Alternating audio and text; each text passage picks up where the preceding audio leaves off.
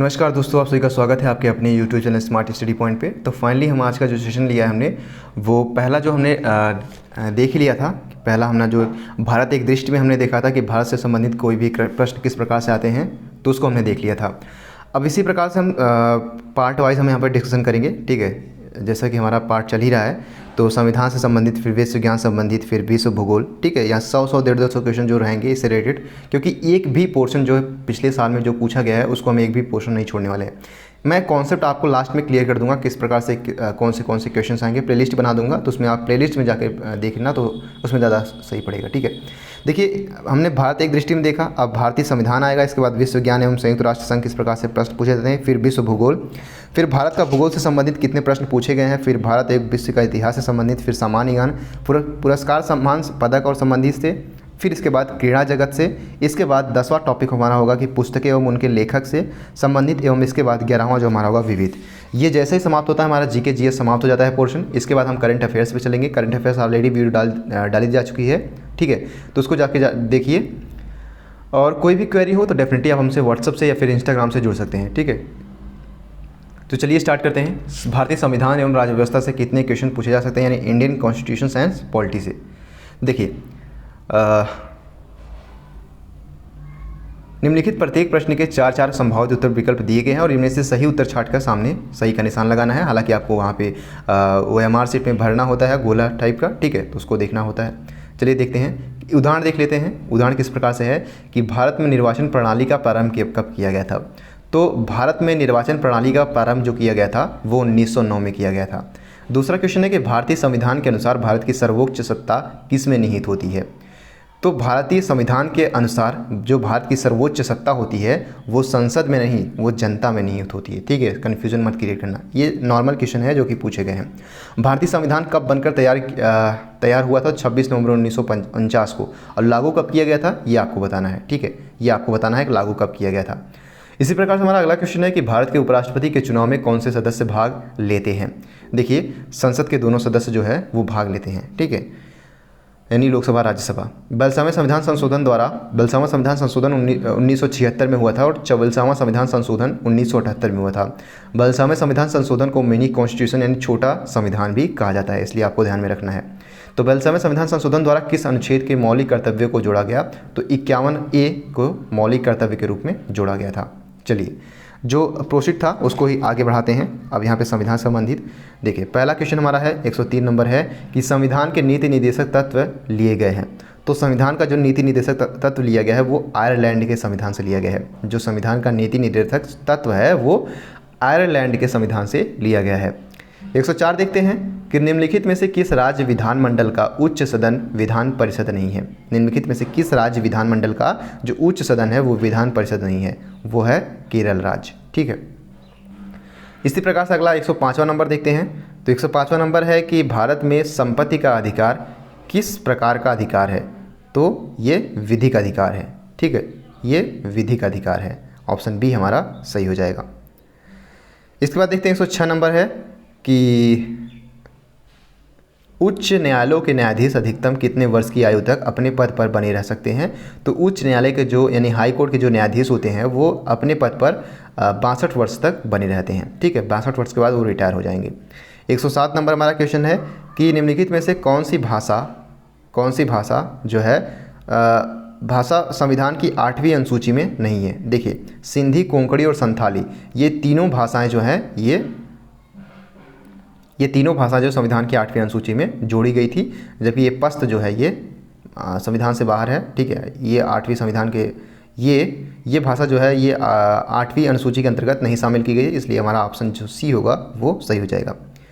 108 number अपना देखते हैं कि लोकतंत्र का फोर्थ एसेट्स किसे कहा जाता है। लोकतंत्र का फोर्थ एसेट्स किसको कहा जाता है। आपको पता होगा कि लोकतंत्र की जिसको हम कहते हैं एसेट्स यहाँ पे बताया गया है, जिसको हम क्या कहते हैं, पिलर कहते हैं, ठीक है, जिसको हम क्या कहते हैं, ताकत कहते हैं। लोकतंत्र इसी के बहाने, इसी के 4 पिलर के द्वारा जो है वो टिकी हुई है।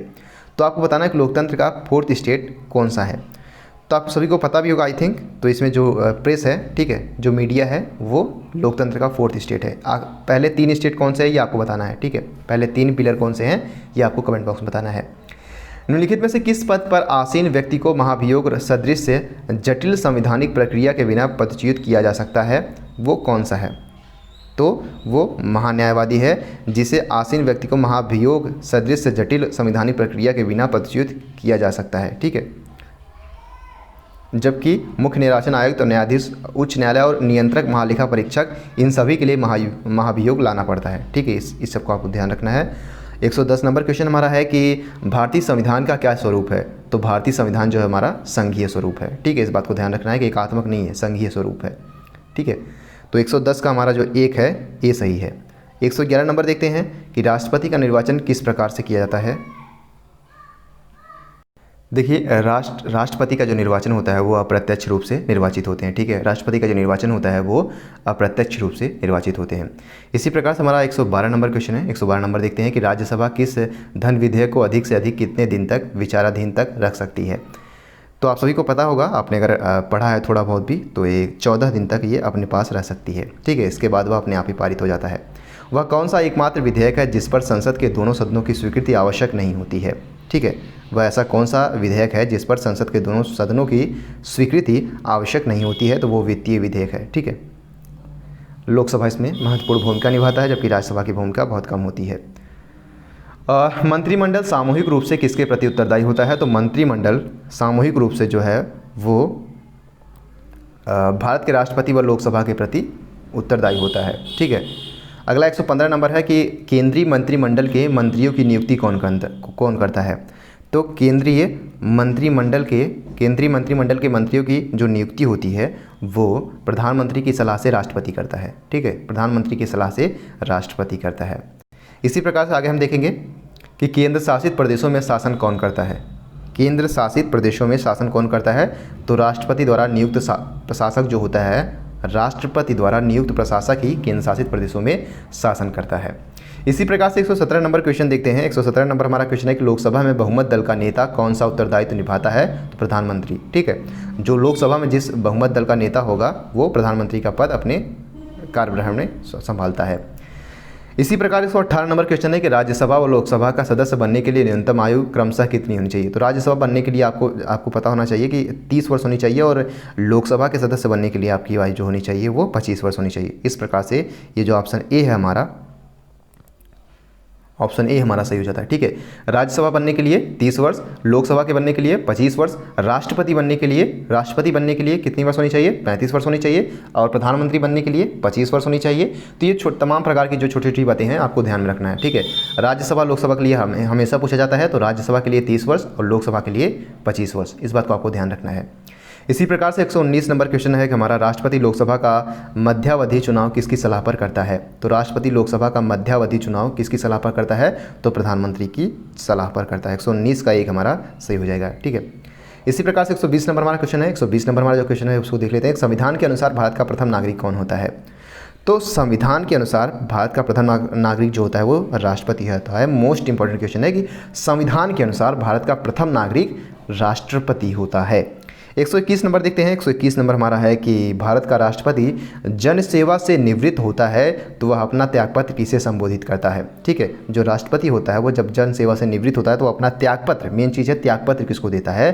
तो वह अपना त्यागपत्र जो होता है वो उपराष्ट्रपति को देता है, और उपराष्ट्रपति राष्ट्रपति को देता है। इस बात का आपको ध्यान रखना है। 122 नंबर क्वेश्चन देखते हैं। 122 नंबर हमारा क्वेश्चन है कि भारतीय सेनाओं का सर्वोच्च अधिकारी कौन होता है? तो भारतीय सेनाओं का जो सर्वोच्च अधिकारी होता है वो कौन होता है, ये आपसे पूछा गया है, तो आपको ये चीज़ें बतानी है। तो भारतीय सेना का सर्वोच्च अधिकारी जो होता है वो राष्ट्रपति होता है। ठीक है, इस बात को आपको ध्यान रखना है। लोकसभा चुनाव में मतदान के लिए कम से कम कितनी आयु होनी चाहिए? तो लोकसभा के चुनाव के लिए, लोकसभा के 123 नंबर है, एक लोकसभा के चुनाव के लिए मतदान करने के लिए कम से कम 18 वर्ष आयु होनी चाहिए। राज्यसभा की सदस्यता के लिए चुनाव कितने वर्ष बाद होता है? तो राज्यसभा की सदस्यता के लिए आपको पता होगा कि 124 का जो डी है कि प्रत्येक 2 वर्ष बाद जो होता है, प्रत्येक 2 वर्ष बाद या इसका चुनाव जो सदस्यता के लिए, क्योंकि अपने जो सदस्य हैं इस बात का ध्यान रखिएगा, सदस्य के लिए कार्यकाल नहीं पूछा गया है। ठीक है, कार्यकाल नहीं पूछा गया है, इसमें आप कन्फ्यूज़न नहीं क्रिएट करिएगा। तो हर 2 साल बाद अपना जो इसका राज्यसभा का जो जो सदस्य होते हैं हर 2 साल बाद अपना सेवानिवृत्त हो जाते हैं और इसका कार्यकाल 6 वर्ष होता है, जबकि लोकसभा का कार्यकाल 5 वर्ष का होता है। इस बात को आपको विशेष तौर पर ध्यान रखना है। राज्यसभा की सदस्यता के लिए चुनाव कितने वर्ष बाद होता है? तो 2 वर्ष बाद होता है। वहीं 125 नंबर का देखें तो 125 नंबर हमारा पूछता है कि उच्चतम न्यायालय के प्रधान न्यायाधीश की नियुक्ति या चुनाव निम्नलिखित में से कौन करता है? तो उच्चतम न्यायालय सुप्रीम कोर्ट का जो प्रधान होता है, प्रधान न्यायाधीश होता है, ठीक है, जो मुख्य न्यायाधीश होता है उसकी नियुक्ति या चुनाव कौन करता है? तो 125 नंबर का बी यानी राष्ट्रपति करता है, ठीक है। 126 नंबर देखते हैं। 126 नंबर है कि भारत के संविधान की मसौदा समिति के अध्यक्ष कौन थे? भारत मोस्ट इंपॉर्टेंट है क्योंकि इस टाइप के क्वेश्चन पूछे जाते हैं। तो भारत के संविधान की मसौदा समिति के अध्यक्ष कौन थे? तो डॉक्टर भीमराव अंबेडकर जी थे। इसी प्रकार से 127 नंबर देखते हैं। 127 हमारा क्या है कि राज्यसभा की बैठक की अध्यक्षता कौन करता है? तो राज्यसभा की बैठकों की अध्यक्षता उपराष्ट्रपति करता है, ठीक है। इसका राज्यसभा का सभापति भी उपराष्ट्रपति होता है। इस बात को आपको ध्यान रखना है कि राज्यसभा का सभापति जो होता है वो उपराष्ट्रपति होता है और राज्यसभा की बैठकों की अध्यक्षता भी उपराष्ट्रपति ही करता है। राष्ट्रपति संसद का नियंत्रण किस प्रकार करता है? तो जो राष्ट्रपति होता है वो संसद पर नियंत्रण मंत्रिमंडल के माध्यम से, जो राष्ट्रपति होता है वो मंत्रिमंडल के माध्यम से संसद पर नियंत्रण करता है। इसी प्रकार से हमारा अगला क्वेश्चन है कि 129 नंबर है 129 नंबर है कि राष्ट्रपति का कार्यकाल पूर्ण होने से पहले उसको उसके पद से कौन हटा सकता है? तो संसद के दोनों सदन महाभियोग के आधार पर राष्ट्रपति के कार्यकाल पूर्ण होने से पहले ही उसको हटा सकते हैं, ठीक है। किसके आधार पर? संसद के दोनों सदन यानी लोकसभा और राज्यसभा मिलकर उस पर यानी राष्ट्रपति पर महाभियोग के आधार पर राष्ट्रपति को उसके कार्य से पदच्युत कर सकते हैं। 130 नंबर क्वेश्चन देखते हैं कि 130 नंबर है कि उपराष्ट्रपति के चुनाव में कौन सदस्य भाग ले सकते हैं? तो उपराष्ट्रपति के चुनाव में कौन सदस्य भाग ले सकते हैं? तो संसद के दोनों सदनों के निर्वाचित सदस्य जो होते हैं वो भाग ले सकते हैं। इसी प्रकार से 131 नंबर हमारा क्वेश्चन है कि आपात स्थिति की घोषणा कौन करता है? 131 नंबर है कि आपात स्थिति की घोषणा कौन करता है? तो राष्ट्रपति करता है। वहीं 132 नंबर की बात किया जाए तो 132 नंबर है लोकसभा की अधिकतम सदस्य संख्या कितनी होती है? तो 545 होगी, ठीक है। 132 नंबर है 542 या 545, आई थिंक इसमें 545 होनी चाहिए, ठीक है। इसको आप एक बार देख लीजिएगा, 545 होनी चाहिए। इसको आपको एक बार देख लेना चाहिए कि संविधान सभा की अधिकतम सदस्य संख्या कितनी होती है। तो आई थिंक 545 होती है। एक बार आप लोग इसको देख लीजिएगा, 132 नंबर, ठीक है। चलिए अगले नंबर पे क्वेश्चन पे बात करते हैं। 133 नंबर है कि राज्यसभा के सभापति का चुनाव कौन करता है? तो राज्यसभा के सभापति का चुनाव कौन करता है? तो राज्यसभा करता है, ठीक है। 133 का बी सही होगा। 134 नंबर देखते हैं कि उच्चतम न्यायालय के किस प्रधान न्यायाधीश ने राष्ट्रपति के रूप में कार्य किया है? मतलब उच्चतम न्यायालय का ऐसा कौन सा मुख्य न्यायाधीश था जिसने राष्ट्रपति के पद को भी विभूषित किया है? तो न्यायमूर्ति एम हिदायतुल्लाह ने, ठीक है, न्यायमूर्ति एम हिदायतुल्लाह ने, जो कि राष्ट्रपति भी रहे हैं। ऑप्शन ए हमारा सही हो जाएगा। 135 नंबर देखते हैं कि राज्यसभा के 135 नंबर हमारा है कि राज्यसभा में जब राष्ट्रपति के विरुद्ध महाभियोग का प्रस्ताव सुनवाई होती है तो उसकी बैठक की अध्यक्षता कौन करता है? यानी राज्यसभा में जब राष्ट्रपति के विरुद्ध महाभियोग प्रस्ताव पर सुनवाई होती है तो उसकी बैठक की अध्यक्षता कौन करता है? घुमा फिरा के क्वेश्चन पूछा गया है तो राज्यसभा का सभापति यानी उपराष्ट्रपति करेगा, सिंपल सी बात है।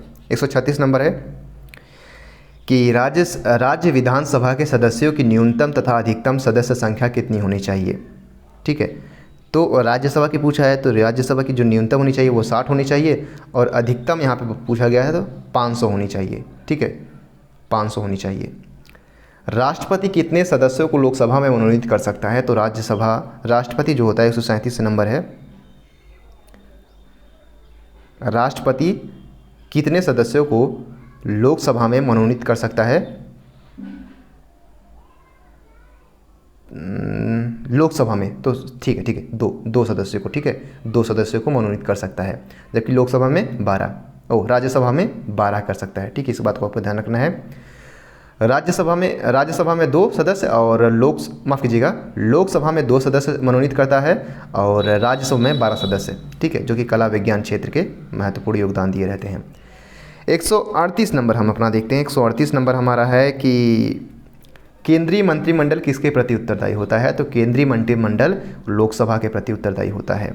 वहीं 139 नंबर बात किया जाए तो 139 नंबर है कि निम्नलिखित में से किसे भारतीय संविधान का जनक माना गया है? तो डॉक्टर भीमराव अम्बेडकर को जो है भारतीय संविधान का जनक माना गया है। 139 का सी। इसी प्रकार से हमारा अगला जो क्वेश्चन है 140 नंबर है। 140 नंबर देखते हैं कि निम्नांकित में से किस भाषा को संविधान की 8वीं अनुसूची में मान्यता नहीं दी गई है? तो अंग्रेजी को 8वीं अनुसूची में मान्यता नहीं दी गई है, ठीक है, जबकि उड़िया, सिंधी और कश्मीरी को दी गई थी। और 141 नंबर देखते हैं। 141 नंबर का है भारत का राष्ट्रपति किसकी सिफारिश पर आपात स्थिति की घोषणा करता है? तो भारत का राष्ट्रपति प्रधानमंत्री की सिफारिश पर आपात स्थिति की घोषणा करता है। उसी प्रकार से 142 नंबर देखते हैं कि संघ लोक सेवा आयोग का सदस्य कब तक अपने पद पर रह सकता है, कार्य कर सकता है? तो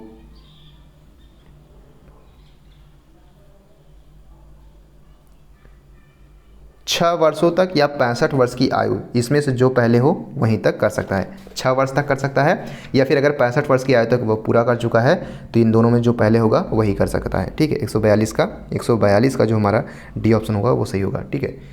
इसी प्रकार से संविधान में कितने प्रकार के आपात स्थितियों का प्रावधान किया गया है? तो 3 प्रकार के, 352, 356 और 360, ठीक है। इस प्रकार से 144 नंबर है। 144 नंबर आंसर आपको करना है। 144 नंबर क्वेश्चन है कि किस प्रावधान के आधार पर संविधान सभा का गठन किया है?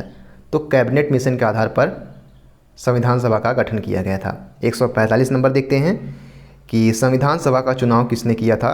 तो प्रांतीय असेंबलियों ने संविधान सभा का चुनाव किया था, ठीक है। 145 का सी होगा। 146 का देखते हैं। अब 146 नंबर जो हमारा है कि संविधान सभा ने भारत के नए संविधान को कब स्वीकार किया था? तो 26 नवंबर 1949 को स्वीकार किया था। लागू कब हुआ था ये आपको कमेंट बॉक्स में बताना है, ठीक है। 1950 को लागू हुआ था। डॉक्टर राजेंद्र प्रसाद के अध्यक्ष चुने जाने से पूर्व संविधान सभा का अस्थायी अध्यक्ष किसे बनाया गया था? तो ये आप सभी को पता होगा। 147 का जो डी है वो ऑप्शन सही है, यानी डॉक्टर सच्चिदानंद सिन्हा को राजेंद्र प्रसाद के अध्यक्ष चुने जाने से पूर्व, यानी पहले जो है संविधान सभा का अस्थायी अध्यक्ष किसे चुना गया था? डॉक्टर सच्चिदानंद सिन्हा को। इसके बाद जो है अस्थायी सदस्य डॉक्टर राजेंद्र प्रसाद को चुन लिया गया था। संविधान सभा का संवैधानिक सलाहकार कौन था उस समय? ठीक है, संविधान सभा का संवैधानिक सलाहकार उस समय कौन था? तो उस समय जो थे वो BN राव थे, ठीक है, सलाहकार। किस अधिनियम संशोधन द्वारा संसद में दल बदल का प्रतिवर्ष प्रतिषेध लगाया गया है? किस अधिनियम या फिर संशोधन द्वारा संसद में दल बदल पर प्रतिबंध लगाया गया है? तो वो है संविधान के 52वें संविधान संशोधन द्वारा। उसी प्रकार से हमारा आखिरी नंबर क्वेश्चन है कि निम्नांकित में से किस राज्यों में पंचायती राज प्रणाली का सर्वप्रथम शुरुआत की गई थी? पंचायती राज प्रणाली जो है वो सर्वप्रथम कहाँ पर शुरुआत की गई थी? तो महाराष्ट्र और राजस्थान में। इस प्रकार से हमारा क्वेश्चन समाप्त होता है। अगला हमारा जो होगा विश्व विज्ञान और संयुक्त राष्ट्र संघ से संबंधित होगा। तो अगर आप लोग किसी भी प्रकार की क्वेरी हो तो हमसे व्हाट्सएप से, या फिर मैं सजेस्ट करूंगा इंस्टाग्राम से जुड़िए, ठीक है। टेलीग्राम से भी आप जुड़ सकते हैं, ये आप पे डिपेंड करता है। So keep loving and keep supporting and keep stay with us. Thank you so much.